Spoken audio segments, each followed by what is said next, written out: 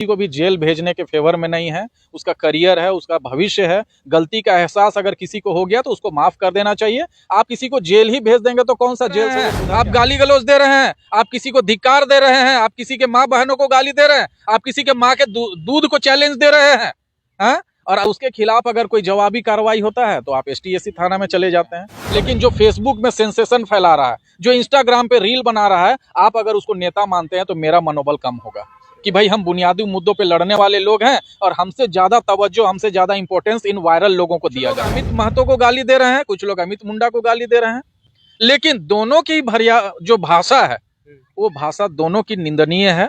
इस तरीके का झारखंड में कुर्मी एसटी का विवाद जो है खत्म होने का नाम ही नहीं ले रहा है। विगत आपने देखा होगा कि कल किस तरह से जो है जो अमित महतो यूट्यूबर था उसको जो है गिरफ्तार करके हटवार जेल भेज दिया गया है। लेकिन इससे पहले भी जो है दो समुदायों के बीच बहुत सारे टीका टिप्पणी हुई थी, अभद्र भाषाएं भी हुई थी, बातें भी हुई थी। लेकिन जिस तरह से अमित महतो का गिरफ्तारी होने के बाद जो है जो कुर्मी समुदाय के लोग कह रहे हैं कि एक तरफा कार्रवाई किया गया है। हम इस चीज़ों का ज़्यादा जानकारी लेने को लेकर और अमित महतो का इस प्रकरण को किस ओर देखना चाह रहे हैं, किस रूप में देखना चाह रहे हैं, संतोष जी से जानने की कोशिश करेंगे, जो हमेशा जो है कुर्मी एसटी विवाद में जिस तरह से इन्होंने मुखरता से अपनी बातों को रखने का काम किया। संतोष दा, सबसे पहले जो है सभी को जोहार।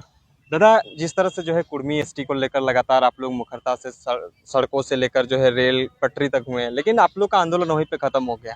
उसके बाद जो जिस तरह से जो है आदिवासी समुदाय के द्वारा जो सड़क से लेकर जो जगह जगह पे विरोध जन आक्रोश रैली निकाली जा रही है, उसके बाद जिस तरह से गाली गलौज हुआ, उस प्रकरण में अमित महतो भी उसी कड़ी में जो है गाली गलौज का शिकार हुए और गाली गलौज के पैमाने को उन्होंने भी छुआ। उसके बाद जिस तरह से जो उनको कल गिरफ्तार कर लिया, कैसा देखते हैं इस चीज़ों को? सिर्फ कुर्मी आंदोलन की बात मत करिए, कैंपस में, विश्वविद्यालय कैंपस हो, वहाँ पे क्लास परीक्षा से लेके किसानों का आंदोलन, मजदूरों का आंदोलन, विस्थापितों का आंदोलन, पलायन के खिलाफ आंदोलन, खतियान आधारित आंदोलन, भाषा आंदोलन, महिला आरक्षण से संबंधित बातचीत, जेपीएससी, जेएसएससी, सीजीएल परीक्षा की बात करें, भूमि विवाद की बात करें, बाहरी भीतरी की बात करें, यहाँ के स्थानीय लोगों की बात करें, मूलवासी लोगों की बात करें, झारखंडियों की बात करें, सबसे मुखर रूप से, सबसे प्रभावी रूप से जो राजनीति की जा रही है उस राजनीति के हम लोग भागीदार रहे हैं। और पूरे झारखंड के लोग, चाहे किसी वर्ग के हों, इस बात पे कोई उंगली उठा नहीं सकता है कि जो झारखंड हित के मुद्दे हैं, उन मुद्दों पर अगर सबसे बेबाकी से सड़क से लेकर सदन तक अगर कोई राजनीतिक दल या कोई राजनीतिक परिपाटी जो चली आ रही है, उसके विरोध में जो सकारात्मक राजनीति करने वाले लोग हैं वो हमारे समाज के लोग हैं, हमारी पार्टी के लोग हैं। साथ ही साथ वो तमाम बुद्धिजीवी समाज के लोग भी हैं जो मानते हैं और स्वीकार करते हैं कि असल मुद्दा आदिवासी और कुर्मी का नहीं है। असल मुद्दा यहाँ के जो स्थानीय मुद्दे हैं, जो एक ज्वलंत मुद्दा चलता आ रहा था कि झारखंड में झारखंडियों को कैसे मजबूत किया जाए, यहाँ के युवाओं के साथ में कैसे न्याय हो, यहाँ के छात्रों के साथ कैसे न्याय हो, और यहाँ के संपदा पे, यहाँ के शिक्षा पे, यहाँ पे स्वास्थ्य सुविधाओं पे, यहाँ के लोगों का वर्चस्व कैसे स्थापित हो, यहाँ से आवाज उठी थी और वो आवाज पूरे झारखंड में फैल रहा था। वर्तमान जो विवाद है उस आवाज को दबाने के लिए किया जा रहा है। लेकिन सबसे दुखद पहलू क्या है? सबसे दुखद पहलू यह है कि वैसे जमीनी स्तर के कार्यकर्ता, हम दोनों पक्षों से दांव लेना चाहते हैं। अगर हमारे पक्ष से बात करें तो झारखंड के एकलौते सर्वमान्य जननायक टाइगर जयराम महतो, उनकी टीम।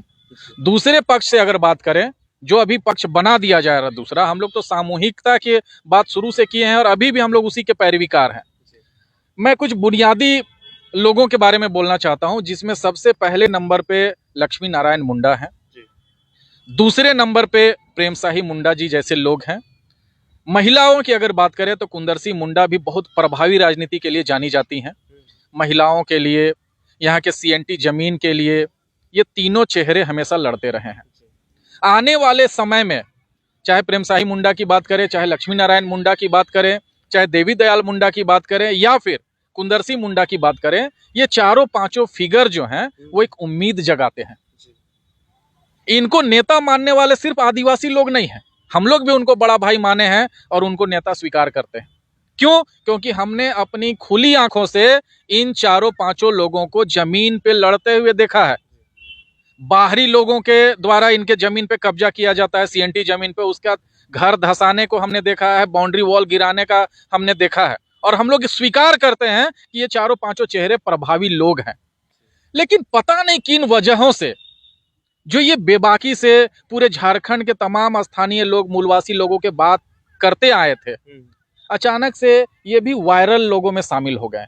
बहुत दुख होता है जब इनको फ्रंट चेहरा न बना के कुछ वायरल लोगों को फ्रंट चेहरा बना दिया जा रहा है। मीडिया उनका बाइट ले रहा है, मीडिया उनको तवज्जो दे रहा है, उनको सुपरस्टार बनाने जैसा कर रहा है। लेकिन इस ट्रेंड में जो जमीनी काम करने वाले आदिवासी नेता हैं, उनको दबाया जा रहा है। आज मैं बता रहा हूं कि हमें तकलीफ होती है प्रेमसाही मुंडा जी को देख के कि कैसे वो संवैधानिक रूप से बात करने वाले व्यक्ति हैं। लक्ष्मी नारायण मुंडा इतने बड़े बुद्धिजीवी हैं, जानकार हैं, पढ़े लिखे हैं, सुलझे हुए इंसान हैं। व्यक्तिगत रूप से मैं इन चारों पांचों लोगों को जानता हूं, लेकिन इन लोग भी ट्रेंड में बह के अनाप शनाप बयान दे रहे हैं। जो संवैधानिक मांगों की पैरवी करने वाले लोग हैं, आज संवैधानिक मांगों के खिलाफ असंवैधानिक लोगों के साथ में खड़े हैं, मंच साझा कर रहे हैं, उनके जुबान में हाँ मिला रहे हैं। आखिर कौन सी ऐसी मजबूरी है? जब मैं इन लोगों से बात करता था, मैंने हमेशा महसूस किया है कि ये वोट की तरफ कभी भी झुकाव इनका नहीं रहा कि हमें वोट कहाँ से मिलेगा, हमें वोट सपोर्ट कैसे मिलेगा। इनका हमेशा झुकाव रहा था कि कुछ अच्छी चीजें होनी चाहिए, कुछ बदलाव की बात होनी चाहिए। लेकिन आज इनको देखता हूं कि ये भी ट्रेंड के पीछे भाग रहे हैं। इस आंदोलन में जो जमीनी कार्यकर्ता हैं, जो जमीनी नेता हैं, जो समाज के असली अगुआ हैं, जो झारखंड के असली मुद्दे हैं, वो दबते जा रहे हैं। इस बात का हम लोगों को दुख होता है। दादा, मेरा सवाल ये था कि अमित महतो का गिरफ्तारी गाली गलौज मामले में एसटीएससी थाना में जो एफआईआर दर्ज किया गया था, उसके बाद रांची पुलिस ने जो है एक्शन लेते हुए इन्हें हटवार जेल भेज दिया गया। जयराम महतो का तारीफ करते हुए नजर आते थे, कुछ लोग कह रहे हैं कि ये जेल कैंप का प्रवक्ता था, वगैरह वगैरह आरोप लग रहे हैं। तो अमित महतो आखिरकार जो चीजें, सामाजिक खबर बहुत बेबाकी से मुद्दों को उठाता है, हम आपकी सराहना भी करते हैं।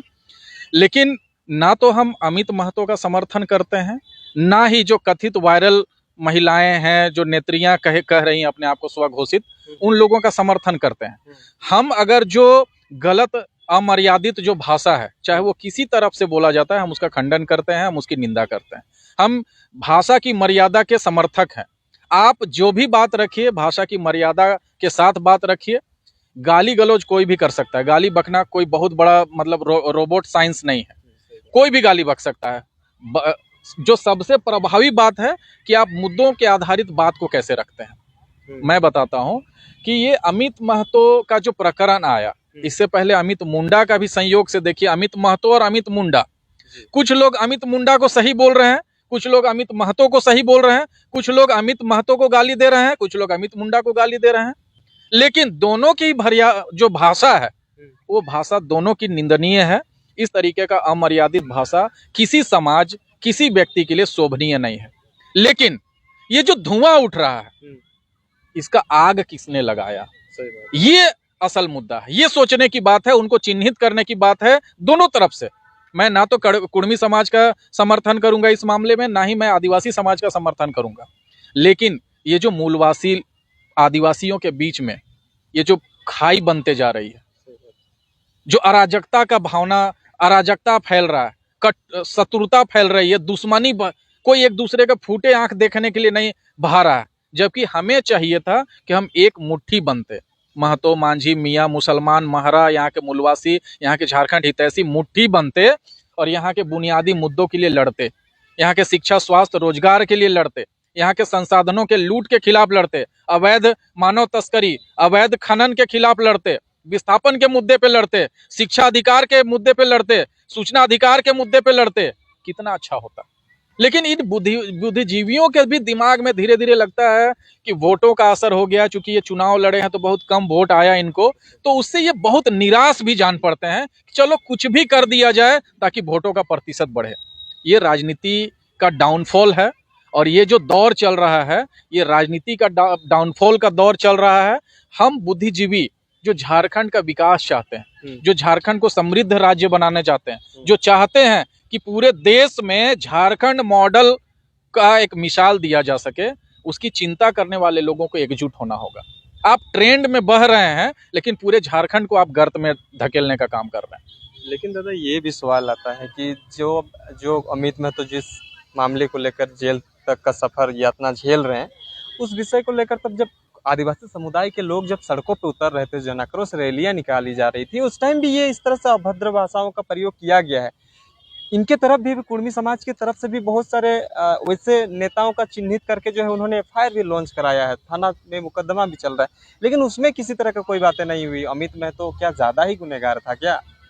यही तो प्रशासन, देखिए प्रशासन ने अगर तत्परता दिखाई है और किसी के ऊपर आरोप लगा है, उसको अगर पकड़ा गया है, तो हम इसकी साधुवाद देते हैं एसटीएससी थाने को। लेकिन हम साथ ही साथ यह भी कहना चाहते हैं कि पहाड़िया जाति के लोग, असुर जाति के लोग, बिरहोर जाति के लोग, जो आवेदन 2010 से पेंडिंग है, आपको मैं उपलब्ध करा दूंगा ऐसा आवेदन जो 2010 से पेंडिंग है, जिसमें प्रभावित कौन है? असुर जाति के लोग हैं, जो है बिरहोर जाति के लोग हैं, लेकिन उनको न्याय दिलाने का काम एसटीएससी थाना नहीं कर रहा है। बहुत सारे ऐसे आवेदन हैं जिसपे एसटीएससी एक्ट लगा दिया गया है, जिसमें कोई वैलिड ग्राउंड नहीं है, कोई आधार नहीं है एसटीएससी का। अरे भाई, आपको जो संविधान ने कानून दिया है, जिससे आप अपनी जमीन बचा सकते हैं, आप अपनी अस्मत बचा सकते हैं, आप अपनी इज्जत बचा सकते हैं, आप अपने घर की सुरक्षा स्थापित कर सकते हैं, उस कानून का दुरुपयोग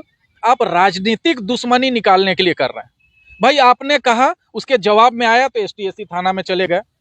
आप चुनौती दे रहे हैं, आप गाली गलौज दे रहे हैं, आप किसी को धिक्कार दे रहे हैं, आप किसी के माँ बहनों को गाली दे रहे हैं, आप किसी के माँ के दूध को चैलेंज दे रहे हैं, हाँ? और उसके खिलाफ अगर कोई जवाबी कार्रवाई होता है तो आप एसटीएससी थाना में चले जाते हैं। बताइए, ये राजनीतिक शत्रुता साधने के लिए क्या एसटीएससी थाना बना हुआ है क्या? क्या संविधान ने अगर आपको कानून का सुरक्षा दिया हुआ है, आपको सुरक्षा कवच दिया हुआ है, तो उसका दुरुपयोग करने के लिए दिया हुआ है क्या? एक छोटा सा बात मैं जोड़ना चाहता हूँ।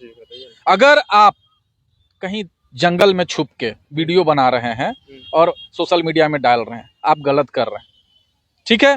लेकिन आप अगर सरेआम बीच बाजार में लाखों लोगों के बीच में, हजारों लोगों के बीच में अगर आप रे बे हो हे तुम ताम करके आप बात कर रहे हैं, चुनौती दे रहे हैं, पूरे समाज को गाली दे रहे हैं, बोल रहे हैं कि भाई माँ का दूध पिया हुआ है, आप हमको बताइए कि जानवर हो या इंसान हो, अगड़ा हो या पिछड़ा हो, बैकवर्ड हो या फॉरवर्ड हो, शेड्यूल ट्राइब हो या नॉन शेड्यूल ट्राइब हो, किसने माँ का दूध नहीं पिया है? उस दूध के ऊपर सवाल उठाना ये समाज को उकसाने जैसा नहीं है, उत्तेजना फैलाने जैसा नहीं है, आक्रोश फैलाने जैसा नहीं है। उन लोगों के ऊपर राजद्रोह का केस होना चाहिए। जो राज्य की शांति भंग करने का काम कर रहे हैं, उनके ऊपर राजद्रोह का केस होना चाहिए।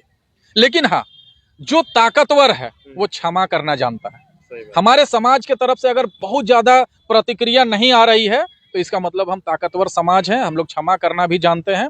और हम लोग देखते हैं कि अगर कोई पब्लिसिटी पाने के लिए, कोई अपना चेहरा चमकाने के लिए अगर इस तरीके का बयान दे रहा है जानबूझ के, क्योंकि इस बयान देने के बाद आप देखते होंगे कि चेहरे में एक गजब सा एक शैतानी हंसी दिखता है कि भाई हम जानबूझ के उकसा रहे हैं लोगों को, वायरल होने के लिए कर रहे हैं।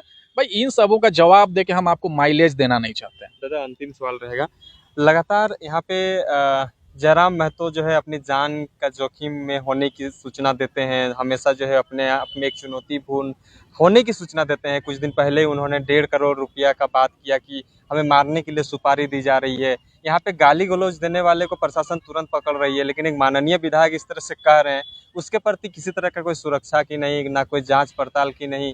तो क्या लगता है प्रशासन? इससे देखिए, इससे साफ पता चलता है कि ये सारी चीजें प्रायोजित हैं, फंडेड है और कहीं ना कहीं गाइडेड है। या तो गाइडेड है या फंडेड है या किसी तरीके से स्पॉन्सरशिप है, प्रायोजित है, कोई राजनीतिक एजेंडा है कि आदिवासियों को आपस में उलझाया जाए। जो सरकारी आदिवासी हैं वर्सेस प्राइवेट आदिवासी उसको कह सकते हैं, उसको लड़ाया जाए और उसमें वोटों का पोलराइजेशन अपने राजनीतिक दल के अनुसार किया जाए। तो इस बात को समझना होगा। इस लहर में, इस ट्रेंड में जो बुद्धिजीवी हैं वो भी शामिल हो जा रहे हैं। अरे हम नेता किनको मान सकते हैं? जो जन मुद्दों के लिए लड़ते हैं, जो मुआवजे के लिए लड़ते हैं, जो जमीन बचाने के लिए लड़ते हैं, जो भाषा बचाने के लिए लड़ते हैं, जो रोजगार बचाने के लिए लड़ते हैं, जो शिक्षा के लिए लड़ते हैं, जो स्वास्थ्य सुविधाओं के लिए लड़ते हैं, जो सीएनटी बचाने के लिए लड़ते हैं, जो पेशा कानून के लिए लड़ते हैं, हम उनको नेता मानते हैं। हम वायरल होने के लिए जानबूझकर स्क्रिप्टेड वे में उलाहना देने वाले, उत्तेजना फैलाने वाले, रोष फैलाने वाले, शत्रुता फैलाने वाले लोगों को हम लोग नेता नहीं मानते हैं। और साथ ही साथ सारे समाज से यह अपील भी करते हैं कि वायरल होने के ख्वाहिश में अंधे हुए लोगों को पहचानिए और जो जेन्युइन मुद्दों पे काम करने वाले लोग हैं उनके नेतृत्व पे भरोसा करिए, उनको समर्थन करिए। और जो बुद्धिजीवी लोग हैं, जो समाधान की राजनीति करना चाहते हैं, जो झारखंड को मुकाम पे ले जाना चाहते हैं, यहाँ के युवाओं, यहाँ के महिलाओं, यहाँ के किसानों, यहाँ के मेहनतकश मजदूरों को न्याय दिलाना चाहते हैं, वैसे नेताओं को प्रोजेक्ट करिए। नहीं तो उन नेताओं का मनोबल डाउन होगा। हम जमीन पे काम करते हैं, लेकिन जो फेसबुक में सेंसेशन फैला रहा है, जो इंस्टाग्राम पे रील बना रहा है, आप अगर उसको नेता मानते हैं तो मेरा मनोबल कम होगा कि भाई हम बुनियादी मुद्दों पे लड़ने वाले लोग हैं और हमसे ज्यादा तवज्जो, हमसे ज्यादा इंपॉर्टेंस इन वायरल लोगों को दिया जा रहा है, रील बनाने वाले लोगों को दिया जा रहा है। तो इन लोगों को पहचानने की जरूरत है। जो आपके लिए हमेशा से लड़ता आया है, उन लोगों के नेतृत्व में आप काम करिए। अमित महतो को कुर्मी समाज के लोग साथ देंगे कि नहीं, क्योंकि गाली दे के जेल गए हैं, कुछ लोग साथ भी नहीं भी देंगे। देखिए, हमने अमित मुंडा को भी साथ दिया है। हमारे समाज के लोग कहते हैं कि संतोष दा, आप बहुत गलत किए हैं, आपको माफी नहीं मंगवा के छोड़ना चाहिए था, आपको उसका केस करना चाहिए था, उसको जेल भेजना चाहिए था, उसको कड़ी से कड़ी सजा दिलाना चाहिए था। लेकिन हम जब देख रहे हैं कि उसकी मानसिक स्थिति ठीक से विकसित नहीं हुई है, वो वायरल चीजों में, सोशल मीडिया में जो अनाप शनाप कंटेंट, जो जहर फैलाया जा रहा है, उससे उसके दिमाग पे असर हुआ। तो ना तो हम अमित मुंडा के दुश्मन हैं, ना हम अमित महतो के दुश्मन हैं, ना हम अमित मिश्रा के दुश्मन हैं, ना हम किसी जाति, किसी धर्म के दुश्मन हैं। हम चाहते हैं कि जो लोग भी रास्ते से भटके हुए हैं, जिन लोगों में जो है अति उत्साह के वजह से दुर्भावना घर कर जा रही है, ठीक है, उसको समाधान मिले। हम किसी को भी जेल भेजने के फेवर में नहीं है। उसका करियर है, उसका भविष्य है। गलती का एहसास अगर किसी को हो गया तो उसको माफ कर देना चाहिए। आप किसी को जेल ही भेज देंगे तो कौन सा जेल से वो सुधर के आ जाएगा क्या? लेकिन हाँ, अगर आप उसके लिए सिंपैथी रखते हैं, उसको समझाने का प्रयास करते हैं, उसको मुख्य धारा में लाने का प्रयास करते हैं, उसके मन में अवसाद क्यों है, उसके मन में घृणा क्यों है, उसके मन में कुंठा क्यों बैठा हुआ है, किसी को वो अपना शत्रु क्यों मान रहा है, अगर उस समस्या को आप समझते हैं तो शायद आप जो है युवा पीढ़ी का भला कर पाएंगे। बहुत बहुत धन्यवाद संतोष। जोहार।